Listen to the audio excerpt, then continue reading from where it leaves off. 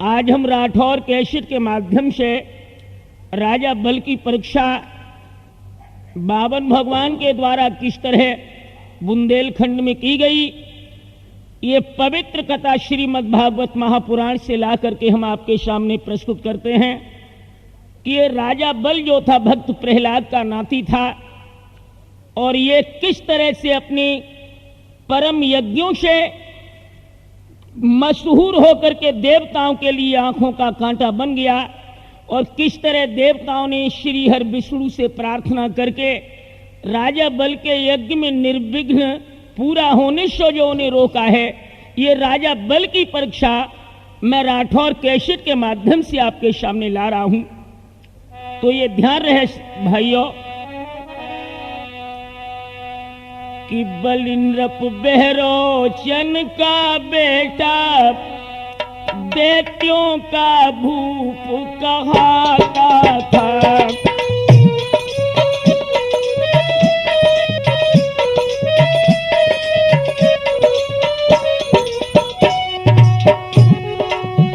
नृप कब बहरोचन का बेटा दैत्यों का भूप कहाता था, फिर भी उसका सारा जीवन शुभ दान यज्ञ में जाता था।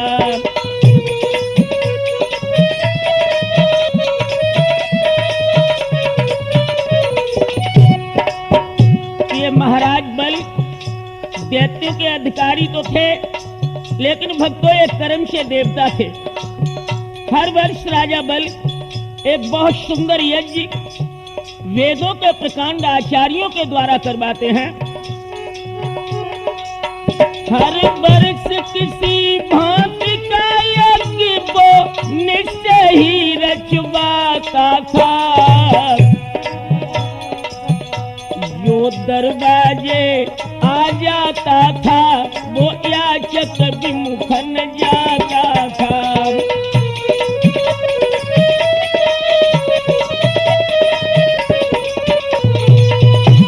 याद रहे मेरे नौजवान साथियों कि राजा बल के यज्ञ की पूर्ण आहुति की पवित्र बेला पर कोई भी याचक इच्छा लेकर के आता था तो राजा बल उसे सामर्थ्य के अनुकूल दान देकर के उसकी इच्छाओं को तृप्त करता था। भक्तों, जब राजा बल ने एक बार यह संकल्प लिया है कि हम 100 अश्वमेध यज्ञ पूर्ण करेंगे, तो इसमें राजा बल का जो है अनुष्ठान जब दैत्य गुरु शुक्राचार्य जी के द्वारा संपन्न होने लगा है, 99 यज्ञ राजा बल के निर्विघ्न पूरे हो गए और 100वें यज्ञ का अनुष्ठान जब महाराज बल ने शुक्राचार्य जी के कर कमलों के द्वारा बुंदेलखंड श्रोणिकपुर में प्रारंभ किया है श्रोताओं, तो इस 100वें यज्ञ में राजा बल के सामने एक बड़ी कठिन समस्या आ गई। वैदिक विधान से राजा ने प्रत्येक यज्ञ करवाया है,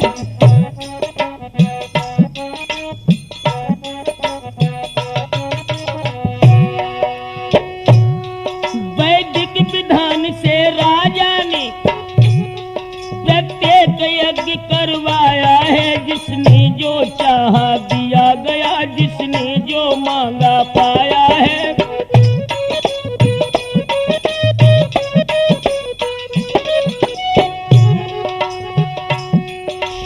यज्ञ के लिए ही जब राजा बल की तैयारी थी, मानो इस अनुष्ठान से ही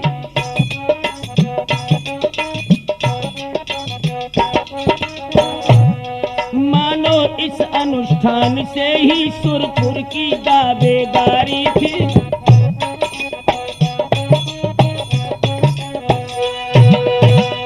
भाइयों ध्यान रहे, जब 100वां यज्ञ राजा बल का श्रोणिकपुर में प्रारंभ हुआ है तो यज्ञ की पावन महंकार से सारा वायुमंडल जो था शुद्ध हुआ और वो विशुद्ध पवन की महंकार जब स्वर्ग लोक में देवताओं को भयभीत करने लगी है और राजा बल ने ये यज्ञ जब किया तो देवताओं का राजा इंद्र जो था इस यज्ञ से बड़ा भयभीत हो गया।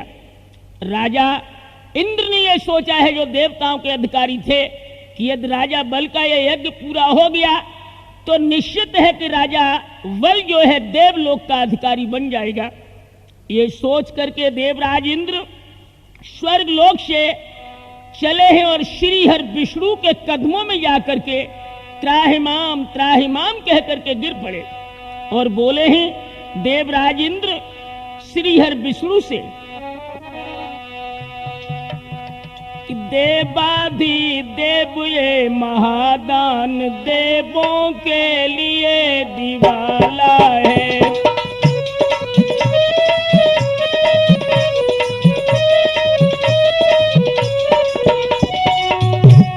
देवराज इंद्र भगवान से बोले ही प्रभु देवाधिदेव ये महादान देवों के लिए दिवाला है।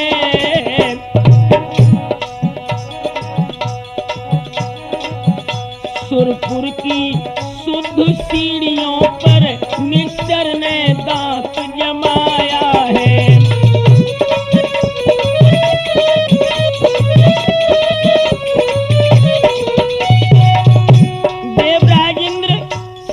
विष्णु से क्षीर सागर में जाकर प्रार्थना करने लगे कि हे भगवान, सुरपुर की शुद्ध सीढ़ियों पर निश्चर ने दांत जमाया है। सुरलोक हाथ से निकल गया तो देवों को रखा क्या है।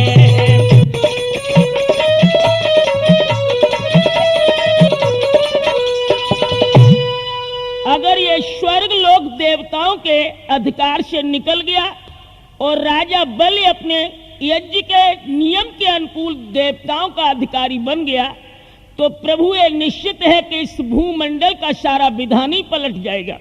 हालांकि मुझे इंद्रासन से कोई प्रलोभन नहीं है, लेकिन प्रभु इसमें एक कारण है। बोले ही देवराज इंद्र कि बासन जाति प्याज खाएगी केसर डाल के धतु पिलैयो। स्वान की पूंछ होती नहीं सीधी पूंछट बांध की तेल लगैयो।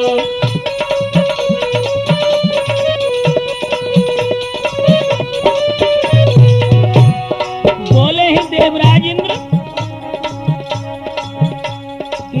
सुन जाति प्याज खाएगी केसर डाल के धत मिलैया। स्वान की पूंछ होती नहीं सीधी फुंसट बांध की तेल लगैया।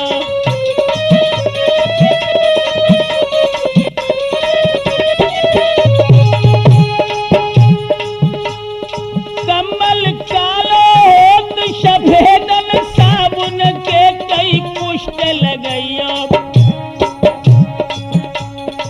ओरा ठोरे ध्यान रहे, भैया इस बात का ध्यान रहे रामचरण, मेरे मित्र हमेशा ध्यान रहे, चाहे गमार को कितनो समझैया।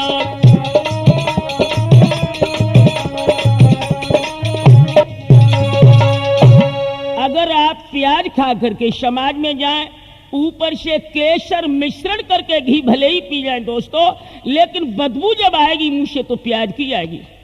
कुत्ता की पूंछ को आप तेल लगा करके फुंसट बांध करके रखें, लेकिन जब छोड़ोगे उसे तो कुत्ता की पूंछ टेढ़ी निकलेगी। कम्बल में आप हजारों साबुन लगा दें लेकिन उसका कालापन नहीं जाएगा। इसी तरह प्रभु ये दैत्य खोपड़ी है। अगर राजा बल को आज यह इंद्रासन मिल गया तो निश्चित है कि कल वो आपके भी सिंहासन पर दांत जमा लेगा।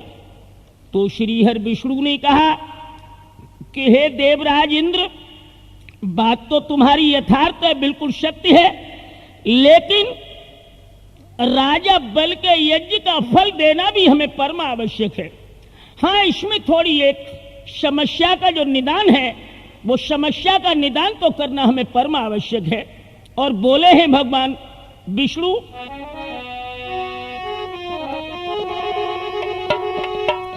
कि गंगा की बढ़ती धारा पे, कि गंगा की बढ़ती धारा पर बांधनी न बांधी जाएगी, बांधनी न बांधी जाएगी। हाँ चाल अगर चल जाएगी ओ भैया, अरे चाल अगर चले जाएगी तो चाल बदल दी जाएगी भैया, चाल बदल दी जाएगी।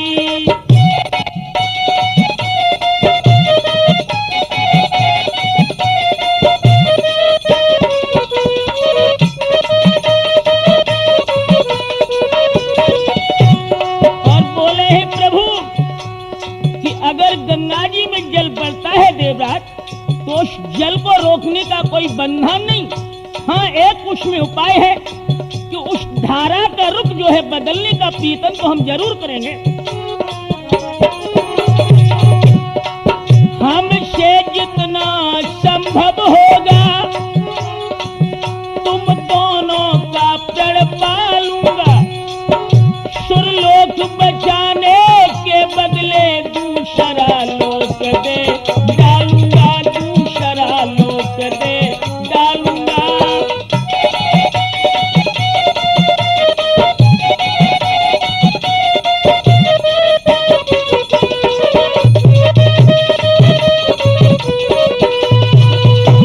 श्रीहर विष्णु ने देवराज इंद्र से कहा कि हे इंद्र, तुम निश्चिंत होकर इंद्रासन का भोग कीजिए, और मैं इस बात को वादा करता हूं कि इंद्रासन की रक्षा करना भी मेरा परम धर्म है, और राजा बल के यज्ञ का फल देना भी मेरा एक नियम है। देवराज इंद्र को प्रभु ने वापिस कर दिया, और उसके बाद में श्रीहर विष्णु जो थे वो फिक्र के चुंगल में स्वयं जाकर के फंस गए। देखिए भक्तों, इस चिंता ने जीव ही नहीं ब्रह्म को भी जाकर के परेशान किया है कि सच्चिदानंद स्वाधीन ब्रह्म फंस गए फिक्र के चुंगल में।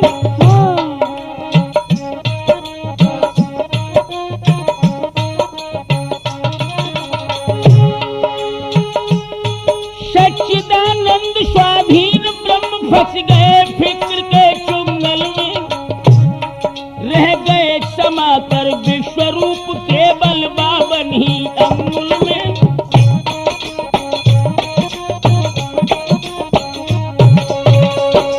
श्रीहर विष्णु सोच रहे क्षीर सागर में कि हम राजा बल के यज्ञ में किस तरह चलें जो कि अपनी मंजिल में हमें कामयाबी मिल जाए। इन्होंने विचार किया है कि राजा बल संतों का बड़ा प्रेमी है, और यथोचित दान वो संतों को देता है यज्ञ की पूर्णाहुति की बेला में।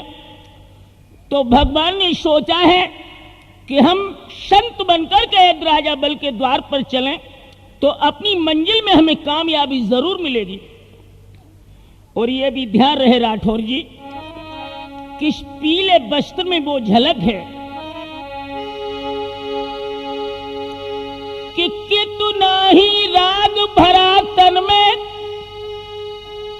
कितना ही राग द्वेष अब है, ये क्षण भर में ढक लेता है, ये ढंग गेरुए रंग में है।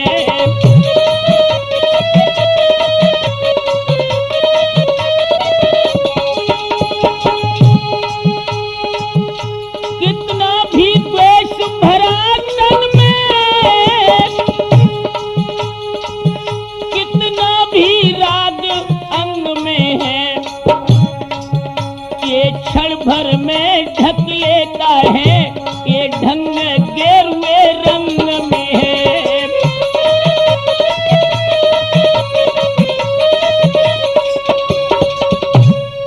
ये पीले वस्त्र का एक निराला खेल है कि चाहे कैसा भी पुरुष इस वस्त्र को पीतांबर को धारण करे तो प्रभु की वो पावन झलक उसके चेहरे पर आ जाती है और हर पुरुष उससे झुकने के लिए मजबूर हो जाता है। आज श्रीहर विष्णु जो है क्षीर सागर को छोड़ करके जब राजा बल की परीक्षा के लिए चले हैं दोस्तों, तो भगवान की दिशा क्या थी उस समय? आरे बन गए पूरे संत चले भगवंत गमन कर दियो, चंदन कोटि का लाल रे भाल पे हरने दियो। हाय हाय चंदन कोटि का लाल रे भाल पे हरने दियो।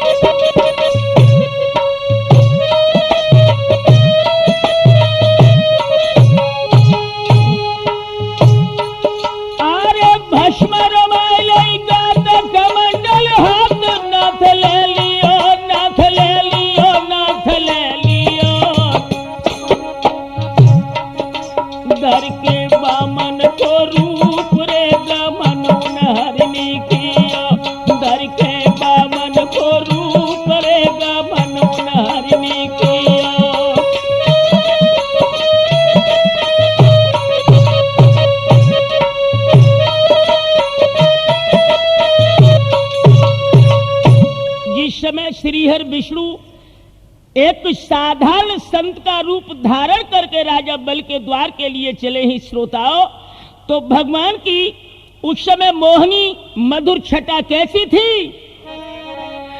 अरे कर लकुटी बगल मृग छाला,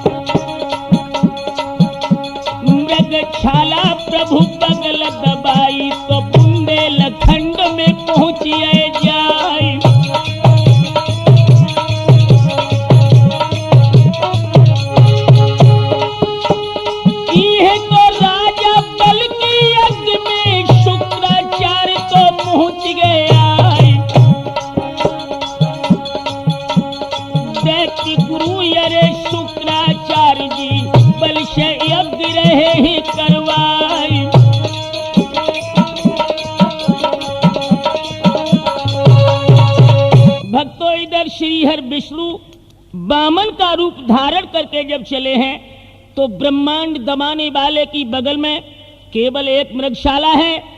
कौस्तुम मणियों की माला पहनने वाले के गले में केवल एक तुलसी की माला पड़ी है।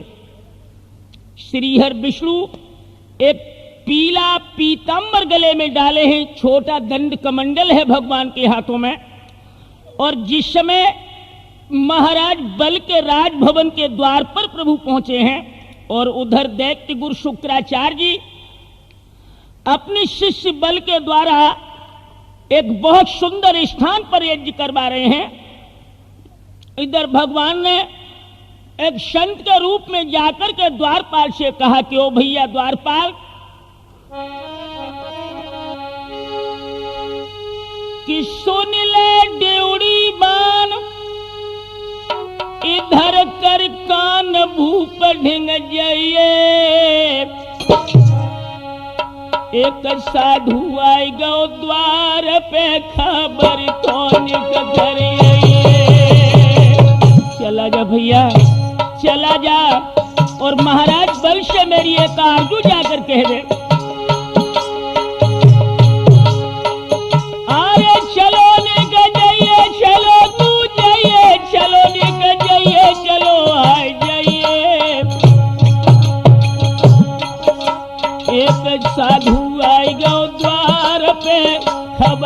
सोनी के घर आइए, एक साधु आए गो द्वार पे खबर सोनी के घर आइए।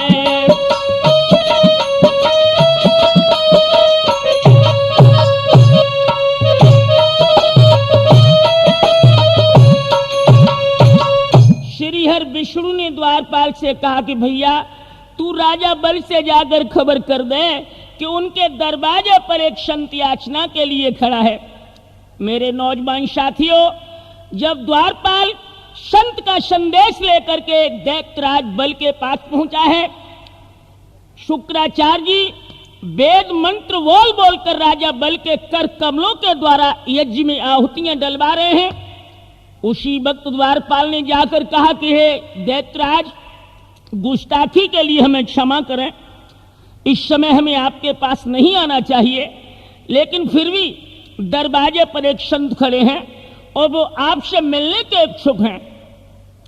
राजा बल कहने लगा, गुरुजी हाँ, मेरी इच्छा है कि कुछ देर के लिए यज्ञ को रोक दिया जाए और संत से मिलने की यदि आपकी इजाजत हो तो मैं महात्मा से 2 मिनट बात कर लूं। शुक्राचार्य जी ने कहा कि हाँ राजन, जा सकते हो, लेकिन पूर्ण आहुति की बेला है, जरा जल्दी लौटना। श्रोताओं, जब राजा बल दरवाजे की ओर चले हैं, जहां पर राजभवन के मुख्य द्वार पर श्रीहर विष्णु वामन के रूप में खड़े हैं, जाते ही जाते राजा बल ने संत को प्रणाम किया। नमो नमो निरंजनम, नमस्कार गुरुदेवता, वंदनम सर्व साधवा प्रणामाम पारांगता, परब्रह्म परापरम सो मम देव निरंजनम, निराकारम निर्मलम तस्य भावनाय वंदनम। स्तुति संत की और उसके बाद में राजा बल ने पूछा, कहिए स्वामी जी, आज गरीबों की झोपड़ी में किधर से पदार्पण हो रहा है? तो श्रीहर विष्णु ने वामन के रूप में ही राजा बल से कहा कि राजन, तुम इस बात को अच्छी तरह से जानते हो कि सुर नर मुनि सब की ये रीति, स्वार्थ लाग करे सब प्रीति, स्वार्थ लाग करे सब प्रीति।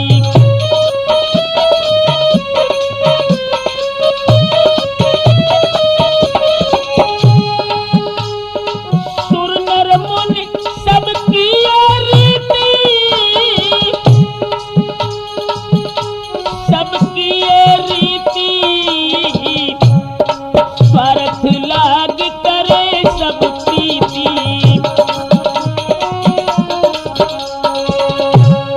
देवता, यक्ष, किन्नर, नर, नाग, इन सबके लक्षण है कि बिन स्वार्थ के कोई किसी से प्रेम नहीं करता।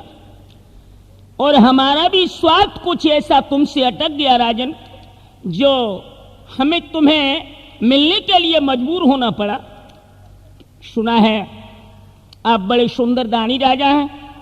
महाराज बल कहने लगे कि स्वामी जी क्षमा करना, मैं कोई इतना बड़ा दानी राजा नहीं जितना आप हमें समझ रहे हो। हाँ, कोई याचक यदि मेरे यहाँ आ जाता है तो मैं सामर्थ्य के अनुकूल उसे दान अवश्य देता हूँ। भगवान कहने लगे, लेकिन ये ध्यान रहे राम शरण जी कि अभी तक राजा बल को ये पता नहीं है कि ये संत है या स्वाधीन ब्रह्म सच्चिदानंद है। भगवान और राजा बल से बोले हैं,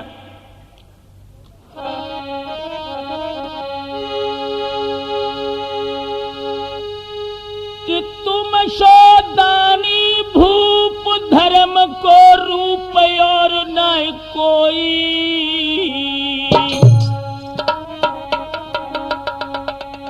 तेरी 100 कोशन देत राज के उड़त आज खसबोई। बहुत अच्छा राजा है रे तू, बहुत अच्छा राजा है। अरे उड़त खसबोई, उड़त खसबोई, उड़त खसबोई, भूप खसबोई, तेरी 100 कोशन देत राज के उड़ रही है खसबोई, तेरी 100 कोशन देत राज के उड़ रही है खसबोई।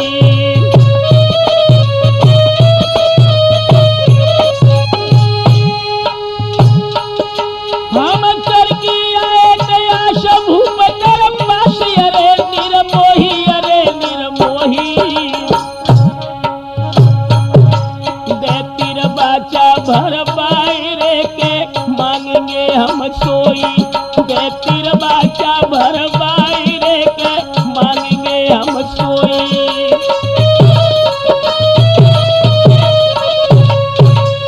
श्रीहर विष्णु कहने लगे कि हे दैत्यराज, सुना है तुम बड़े सुंदर दानी राजा हो और तुम्हारे दान के पावन विलक्षण सूत्र से स्वर्ग में देवता लोग भी बड़े बेचैन हैं और हम इच्छाएं लेकर के आए कि हम राजा बल के द्वार से एक निराश नहीं लौटेंगे। और ये भी ध्यान रहे राजन कि यदि मैं निराश होकर के लौटा तो मैं जिंदा नहीं बचूंगा, तेरे दरवाजे पर ही मैं आत्महत्या करके मर जाऊंगा। हाय हाय दोस्तों, सोई राजा बल ने संत से हाथ जोड़ के कहा कि ऋषवर, ये सोचना भी पाप है। अरे जब सुनो संत को मरना,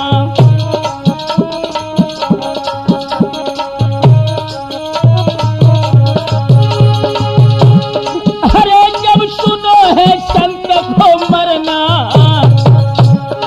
राजा झपट गए तो चरना।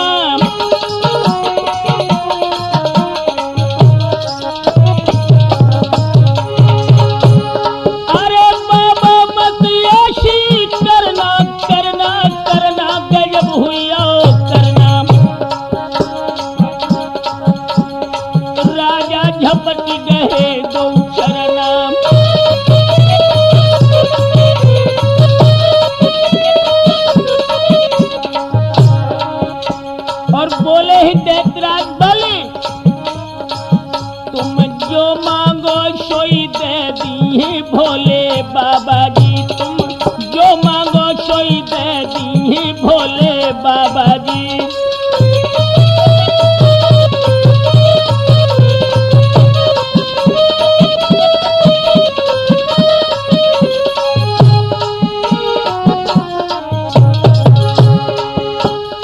बाबा बात बताइए मन की, मेरी कमी है नाइकट धन की, सब विधि से करूं तेरी राजी भोले बाबा जी। तुम जो मांगो सोई दे दी भोले बाबा जी।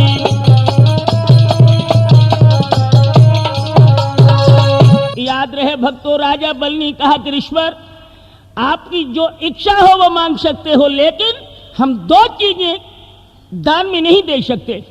एक तो युद्ध के मैदान में हम अपने दुश्मन को पीठ नहीं देते हैं, और दूसरी वस्तु है कि हम दूसरे की औरत को कभी गलत दृष्टि से नहीं देख सकते। ये दो वस्तुएं छोड़कर ईश्वर, यदि आप हमारे प्राण भी मांगोगे तो हम प्राण भी सहज आपको निछावर कर देंगे। श्रीहर विष्णु ने कहा कि धन्य हो दैत्यराज, जैसा हमने सुना था तुम वैसे ही निकले, लेकिन एक बात जरूर कहूंगा राजा बल।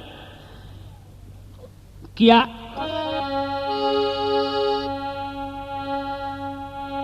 अरे कछु नाई हरज कहबे में,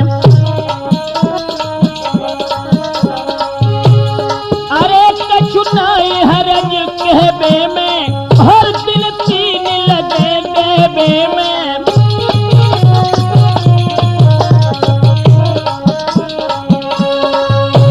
उदियागिरी में कदली बन काठ फरे तब हुना, वृक्षन में एक अंड को वृक्ष पके लटके चटके कब हुना।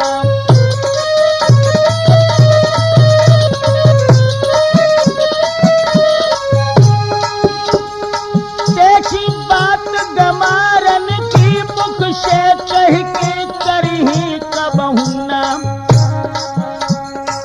ऐसी बात असीलन की मुख से कह की बदली कब हुना।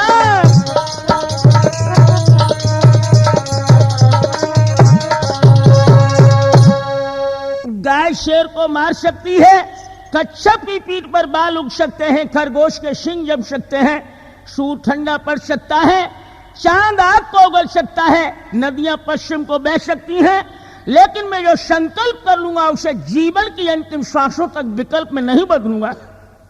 सोई बावन भगवान ने और राजा बल से कहा कि दैत्यराज, ये तिरबाचा भर ही चुके हो, तो अब हमें आपसे बहुत थोड़ा दान चाहिए। कितना?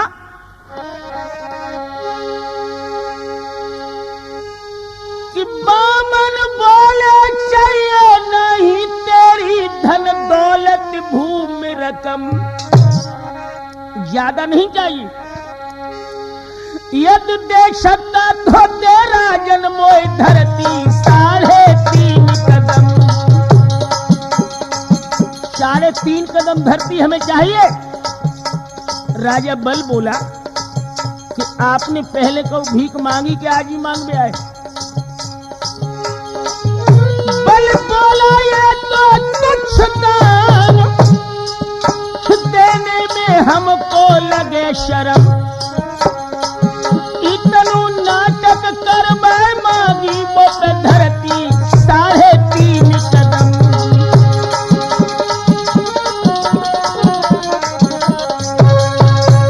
अरे इतना तो वैसे ही मांग लेते, ये कोई दान है? और भक्तों, बामन भगवान ने कहा कि बेटा, हम 52 अंगुल के बैसे हुए, इतनी जमीन हमारी खटिया पिड़िया झुपड़िया चौका बर्तन सब जाई में हो जाए, लला तू हमें इतनी जमीन दे। तो राजा बल ने कहा कि चलो ऋषवर, इच्छा हो मां इस जमीन को नाप लो। तो राजा बल की बात सुनकर भगवान ने कहा कि बेटा, नाप तोल तो बाद में होगी, पहले तू संकल्प कर। और दोस्तों, संकल्प का वक्त आया और इधर शुक्राचार्य जी ने सोचा कि राजा बल थोड़ी देर के लिए गया था, लेकिन घंटा सा बीत गया, लौटा क्यों नहीं? शुक्राचार्य जी जब दरवाजे पर आए और बामन भगवान को बहरूपिया बना हुआ देखा तो समझ गए कि यज्ञ पूरा हो गया। राजा बल से कहा कि बेटा, ये जो महात्मा खड़े हैं, इन्होंने तुमसे कुछ मांगा तो नहीं? बल कहने लगा कि गुरुजी, इन्होंने 3.5 कदम धरती हमसे मांगी है। शुक्राचार्य बोले, तुमने क्या कह दिया? बल ने कहा, गुरुजी हमने तो हां कह दिया, संकल्प तो नहीं हुआ। बल ने कहा कि गुरुजी बस संकल्प का वक्त ही है। सो एकदम से शुक्राचार्य बोले कि बेटा, बहुत जल्दी इनकार कर, ये महात्मा नहीं है, परमात्मा है। 2 मिनट में तेरी आत्मा खींच के द्वार पे इकट्ठी कर दिए, और शायद तू नहीं जानता कि वही है जिन्होंने वध किया हिरणाक्ष का था, और लिए ले बहाने भूमि हरने धर्म के। यही है जिन्होंने नरसिंह रूप धार के, और मार हिरण कश्यप मुंह मोड़े ही भरम के। छला था जिन्होंने छल रूप धारे हरिश्चंद्र, और सीधा मत जानो ये रूप ही छदम के। ना जाने कितने जल छल डाले इसी भांति, और मित्रों भगवान भी छलिया ये जन्म के। बामन भगवान के सामने शुक्राचार्य जी ने कहा कि राजा बल, एक बात तू मेरी मान ले कि राजा बलि मत कर दान जमी को,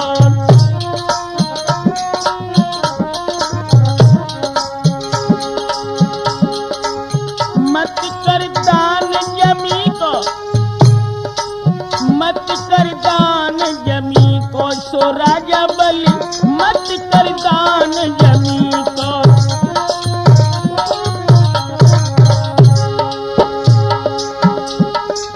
जय बहरूपिया ने और भस्मासुर मारो, अरे धरती भेष जमी को। सो राजा बलि मत कर दान जमी को, बेटा बलि मत कर दान जमी को। और यहीं तक नहीं राजन, जय बहरूपिया ने और कुछ मारो, और बलिनो शेर बनी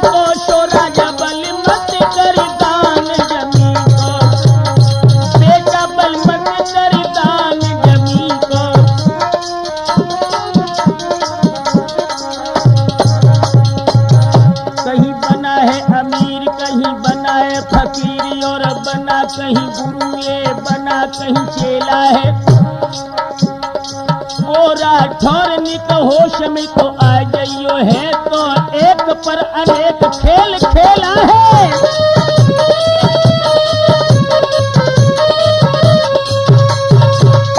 जब शुक्राचार्य जी ने कहा कि बेटा ये संत नहीं स्वाधीन ब्रह्म है, तो राजा बल ने कहा कि गुरुजी अब चाहे महात्मा है, चाहे परमात्मा है, या भिखारी है, या विश्व के बिहारी है, लेकिन मेरे दरवाजे पर ये भिक्षुक बन के आए हैं, तो मेरे लिए तो भिखारी है। मैं अब दान जो वादा कर चुका हूं उससे विमुख नहीं रहूंगा। इधर शुक्राचार्य जी ने सोचा कि मेरा शिष्य बर्बाद हुआ ही जा रहा है, और उधर राजा बल के हाथों में एक दूत ने ला करके सागर में जल दिया संकल्प के लिए। शुक्राचार्य जी ने देखा कि अब शिष्य बर्बादी के कगार पर है, तो शुक्राचार्य जी सूक्ष्म रूप बना करके उस सागर की टोटी में जाकर समा गए। राजा बल ने जल छोड़ा संकल्प के लिए, लेकिन शुक्राचार्य जी ने जल बाहर निकला ही नहीं आए दो। बामन भगवान कहने लगे राजन जल छोड़िए, तो राजा बल बोलो कि स्वामी जी समझ में नहीं आ रहा कि जल इसमें से बाहर क्यों नहीं आ रहा। बावन भगवान ने कहा तो एक पात्र हमें दो। भगवान ने जब ध्यान धर के देखा तो शुक्राचार्य बम गद्दी लगाए बैठे। प्रभु सोचने लगे हम तुम्हारे चेले बाद में देखेला, तुम्हें ठिकाने लगाए दे। भगवान ने भक्तों क्या किया, लीला में लीला धरने भी एक लीला की साख जोड़ डाली। हरे कुश की नोक चला करके प्रभु बाई आंख फोड़ डाली।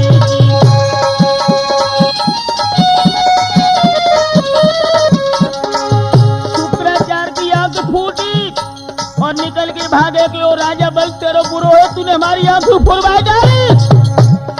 बल बोलो हमें का पता, तो गुंजाई में गद्दी लगाए बैठे हैं।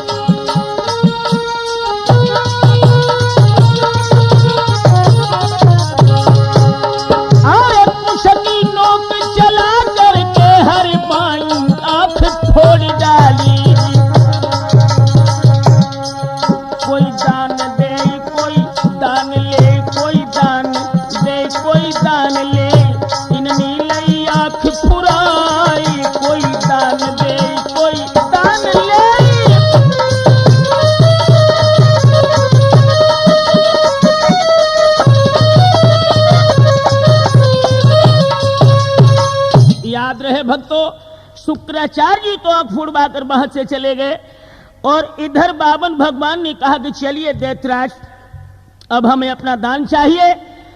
राजा बल के देखते ही देखते भक्तों बामन अंगुल की प्रतिमा का आकार विश्वाकार में बदल गया था।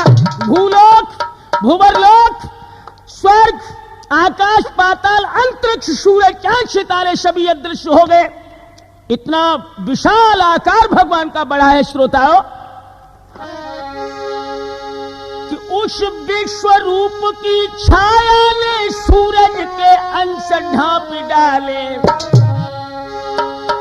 तीन ही कदम की गिनती में प्रभु तीनों लोक नाप डाले।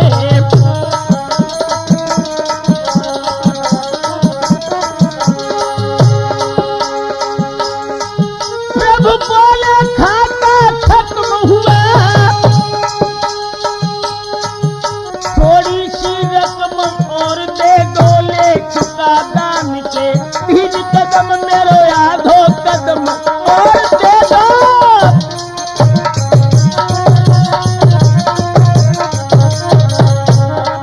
ले चुका दान के 3 कदम में से आधो कदम और दे दो।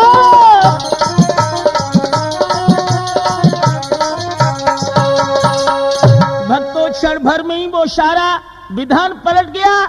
राजा बल के सामने स्वाधीन ब्रह्म सच्चिदानंद जब प्रकट हो गए अपने विश्वाकार में, तो राजा बल थर-थर कांपने लगा और हाथ जोड़ करके राजा बल भगवान की स्तुति गाने लगा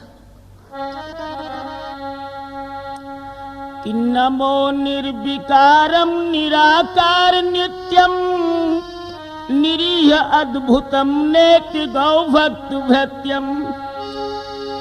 नमो सच्चिदानंद आनंद रूपम भवोताप संताप विशुदाप कूपम।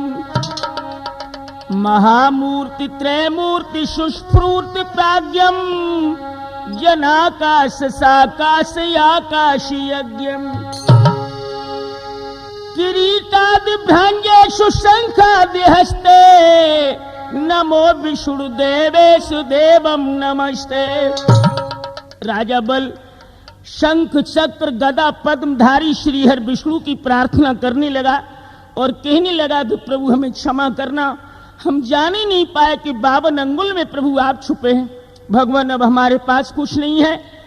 तो श्री वामन भगवान ने राजा बल से कहा कि हमें संकल्प किया हुआ दान चाहिए। बल ने कहा कि प्रभु सब कुछ तो आपके ही अधीन हो गया, अब तो मेरा केवल शरीर बाकी है भगवान, सो मेरी पीठ आप नाप ले। भगवान ने कहा तो भी ये खाता पूरा नहीं होगा। तो राजा बल ने कहा कि प्रभु अब आप हमारी दुल्हन की पीठ नाप लो। भगवान ने कहा पहले पूछ के आओ कि तुम्हारी देवी पीठ नपाने को तैयार है या नहीं। हाय हाय दोस्तों, राजा बल महलों की ओर चला है और रानी विंध्यावली जो महाराज बल की धर्मपत्नी थी, उसने अपने स्वामी को जब आता हुआ देखा, चेहरा बड़ा उदास था, तो समझ गई कि यज्ञ में कुछ अनुचित कर्म हो गया। आबत देखे पिया बिकल भौहिया बहुत घबरानी। गे हाथ पिया को महलन में ले गई विंध्यावली रानी।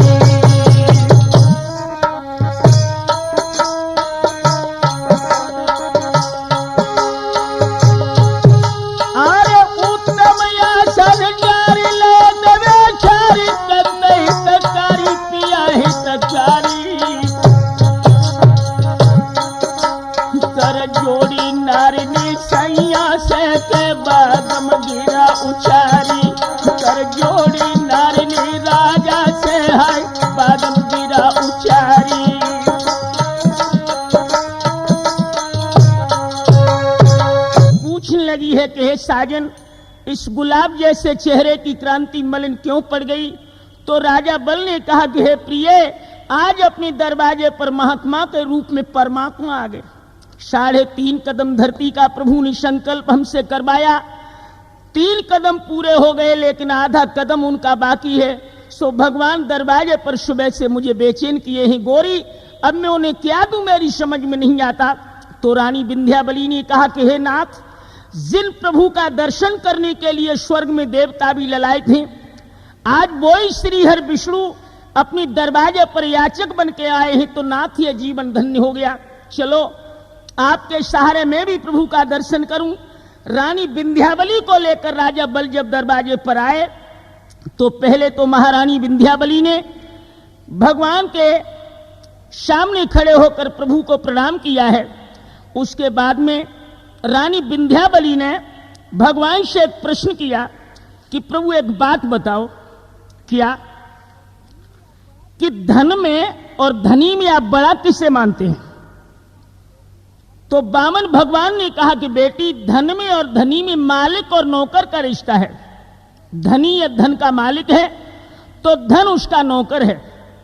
मालिक चाहेगा वह नौकर को भेज देगा और धनी ना चाहेगा धन को खर्च कर देगा। इसलिए बेटी, धन में और धनी में धनी बड़ा होता है। विंध्यावली ने कहा कि प्रभु अब न्याय हो गया, ये धनी धन से बड़ा है तो मेरे स्वामी का 3 कदम में तो धन हो गया, आधा कदम आपका बाकी है और आप धन से धनी को बड़ा भी मान चुके हैं, तो निश्चित है कि जो धनी 3 कदम धन का अधिकारी है वो आधे कदम की इज्जत का भी अधिकारी है। सोई भगवान ने कहा कि बस बेटी, संकल्प पूरा हुआ, अब हम तो से बड़े प्रसन्न हैं। बेटी तू हमसे कुछ वरदान मांग ले। तो राजा बल की पत्नी बोली, हम नहीं मांगे मेरे पिया, मांगे तो मांग ले। वामन भगवान राजा बल के पास पहुंचे, बेटा तुम कुछ मांगो। बल बोलो हम कतई नहीं मांगे, बे मांगे तो मांग ले। अब राजा बल के द्वार से हट करके भगवान विंध्याबली के पास पहुंचे। कहने लगे बेटी तू मांग। कहने लगी मैं नहीं मांगूंगी, पिया मांगे तो मांग ले। अब तो राठौर भगवान को फुटबॉल बना लो, फुटबॉल। कहूँ राजा बल के पास, कहूँ विंध्याबली के पास। अंत में भगवान ने विंध्याबली से कहा कि बेटी तूने हमें जीता है, तू हमसे मांग। तो विंध्याबली बोली नाथ क्षमा करना, बुरा मत मानना कि मेरे दरवाजे पर आकर के प्रभु खूब मचाओ दंगा है। हम किल से कहा मांग ले, मेरे द्वारे पे ठाड़ो भिकमंगा है।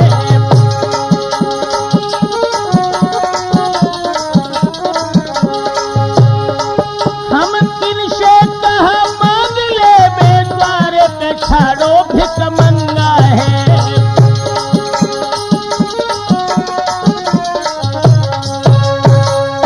तो खुद ही भिक्षुक बन के आए हो नाथ, मैं भिखारियों से भी क्या मांगू। हाय भगवान बल से बोले कि बेटा तेरी पत्नी तो मैं भिखारी बनाए दे। तो राजा बल बोलो कि प्रभु ने जवाब तो ठीक ही दे आपको, मेरे कुल की रीति ही कुछ ऐसी विलक्षण है। बोला है राजा बल कि हाड़िल भूमि त्याग दई, फिर फेर न पाऊं धरे मही माही। बिन रैन त्याग दई, फिर कंठ को देखत शत्रु की नाई।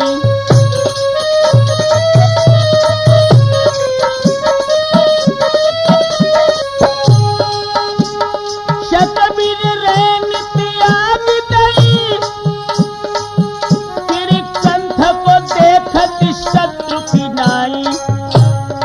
लौट की नदी पछाई बहे, भिख मंगन पे हम मांगत नहीं।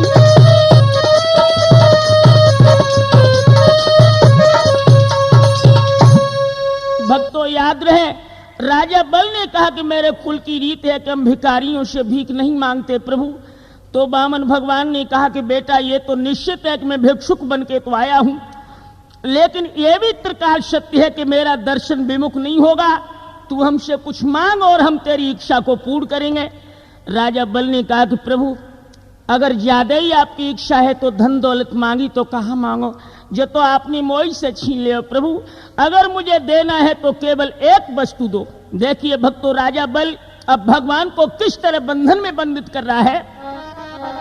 बोला कि देनो है तो सो दीजो, जीवन को बने बसीला। भगवान देनो है तो सो दीजो, जीवन को बने बसीला। प्रभु पर लोगन की श्रद्धा हो, कुछ लीला धर की लीला। भगवान जहां जहां जब जब देखूं मैं सकल आपकी देखूं, और दर्शन कर कर जीवन को मैं क्षण क्षण प्रभु परे हूं।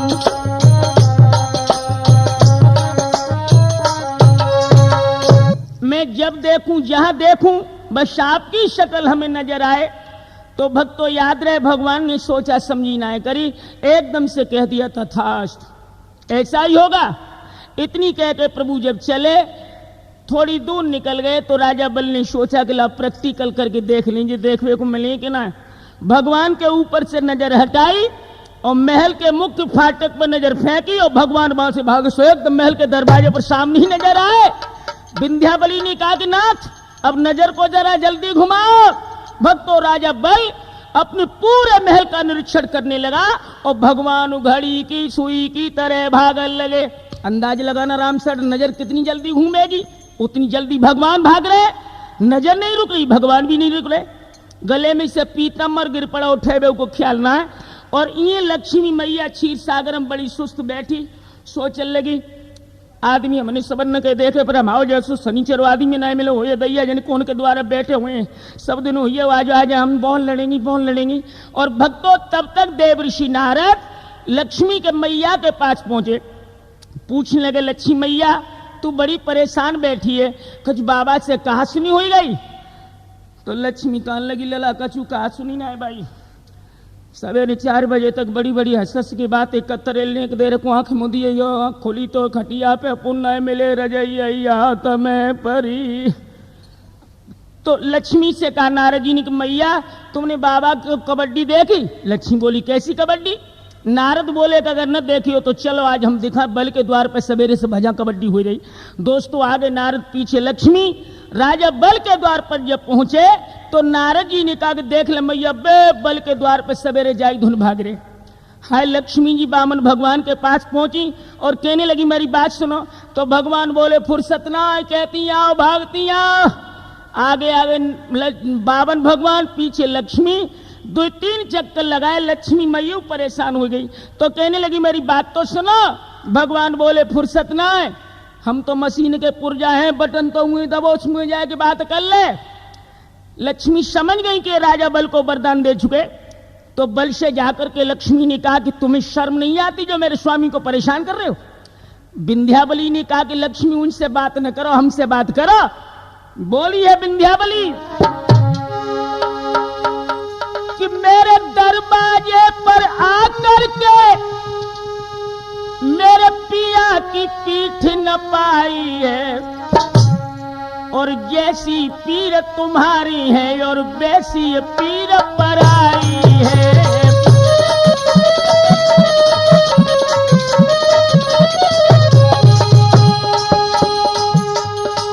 बादल का चली गई ओ देवी हम बहुत बनी शर्मीलियों।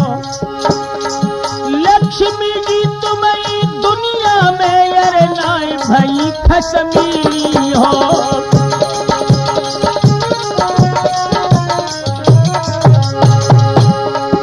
देवी जी तुम्हारी दुनिया में और नाई भई खसमी हो।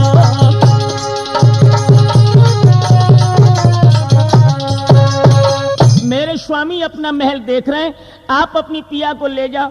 तो लक्ष्मी जी वामन भगवान से बोली कि वो अपना महल देख रहा है, नाथ आप चलो। तो वामन भगवान ने कहा कि देवी हम चलें कैसे, हम तो उसे वरदान दे चुके हैं और तुम ही देवी अब राजा बल के बंधन से हमें मुक्त करो। लक्ष्मी जी लौट के आई और राजा बल के सामने हाथ जोड़ के खड़ी हो गई। दोस्तों सोई राजा बल ने अपनी नजर को महल में एक जगह केंद्रित कर दिया, वहीं पर वामन भगवान भी खड़े हो गए। लोगों सांस फूली आई। लक्ष्मी चुनरिया से हवा करने लगी और कहा कि नाथ तुम्हें ऐसे नाटक करने से क्या मिलता है? तो राजा बल के सामने ही वामन भगवान ने कहा कि देवी मैं अपनी अधीन नहीं, इन भक्तों के अधीन हूं गोरी। इन भक्तों ने जो चाहा हम वही बन गए। बोले ही प्रभु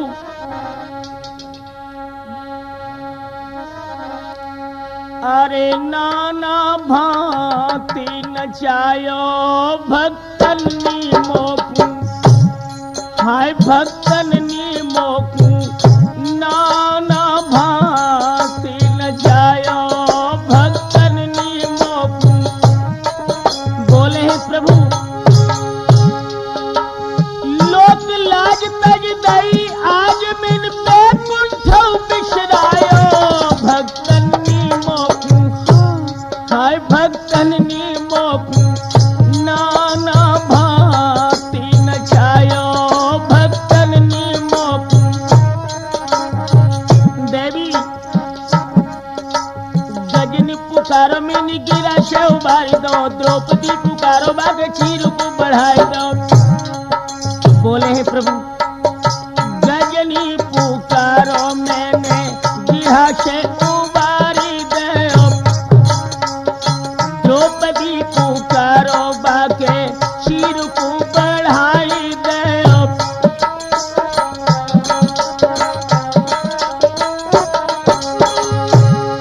अरे दुर्योधन की मेवा त्यागी मिल साज में दुर्धर खायो भक्तन नी मोकू। इन भक्तन नी मोकू हाँ हाय भक्तन नी मोकू नाना भांति नचायो भक्तन नी मोकू। और ये सत्य है राम शरण और अभिलाख भ्रात कि प्रभु भक्तों के ही अधीन है। भक्तों ने जो चाहा वो वही बन गए। इनके पीछे सुनो लक्ष्मी पे कुंठ बिसरायो, भक्तन नी मोप नाना भांति नचायो, भक्तन नी मोप। श्रीहर विष्णु ने कहा कि देवी इस राजा बल के बंधन से तुम ही हमें मुक्त करा सकती हो। तो उसी वक्त भक्तों मां लक्ष्मी ने राजा बल के सामने कहा कि भैया मेरे स्वामी को क्षमा कर दीजिए ना। विंध्याबली ने कहा कि नाथ इन देवताओं के चक्कर में मत पड़ना। तो उसी वक्त माता लक्ष्मी ने एक बहुत सुंदर धागा लेकर के राजा बल की बाईं कलाई में बांधा। येन वद्धो वली राजा दानवेंद्र महाबल, येन तस्मै प्रतिबंध्याम रक्षा माचलम। जब रक्षा सूत्र राजा बल की कलाई में लक्ष्मी जी ने बांधा तो भक्तों बल ने कहा कि तुम हमारी धर्म की बहन हो लक्ष्मी, अब इसके बदले में तुम जो हमसे चाहो वो मांग लो। सोई लक्ष्मी मैया कहने लगी कि भैया मेरे स्वामी की भीख हमें दे दीजिए।